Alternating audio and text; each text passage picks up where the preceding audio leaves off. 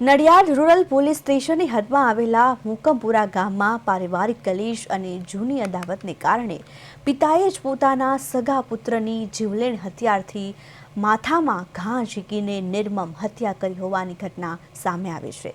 પત્નીની ફરિયાદના આધારે પોલીસે આરોપી પિતાની ધરપકડ કરીને તપાસ શરૂ કરી છે।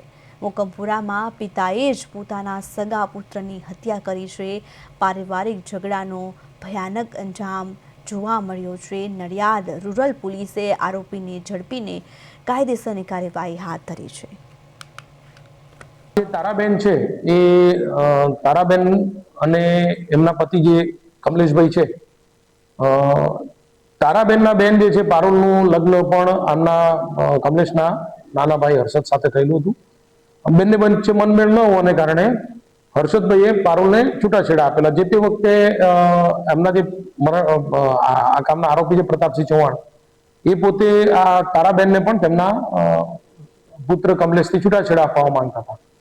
હવે આના પરિણામે બે વચ્ચે થોડો ખટરાક થયેલો, કેમ કે કમલેશે તારાને છૂટાછેડા નહીં આપેલા। એટલે આ જે ઘટનાના કારણે તારાબેને થોડી વિગતવારની પૂછપરછ કરી ત્યારે એમને જાણવા મળ્યું કે એમના પતિના માથામાં કોઈ હથિયારથી ઘા મારવામાં આવેલા છે અને ત્યારબાદ તેમનું મરણ ગયેલું છે। જેથી આ પ્રતાપસિંહ ચૌહાણ પોતે તારાબેનના પતિ કમલેશભાઈની પાછળ ગયેલા હોય અને ત્યારબાદ તે મરણ ગયેલ હાલતમાં બીએનએસની કલમ 103 મુજબની ફરિયાદ તારાબેને નડિયાદ પશ્ચિમ પોલીસ સ્ટેશનમાં આપેલી છે। જેની તપાસ કરી આરોપી પ્રતાપસિંહ ચૌહાણને અટક કરવામાં આવેલો છે અને તેને રિમાન્ડ મેળવવાની તજવીજ હાથ ધરવામાં આવી છે। તપાસ હાલમાં ચાલુ છે।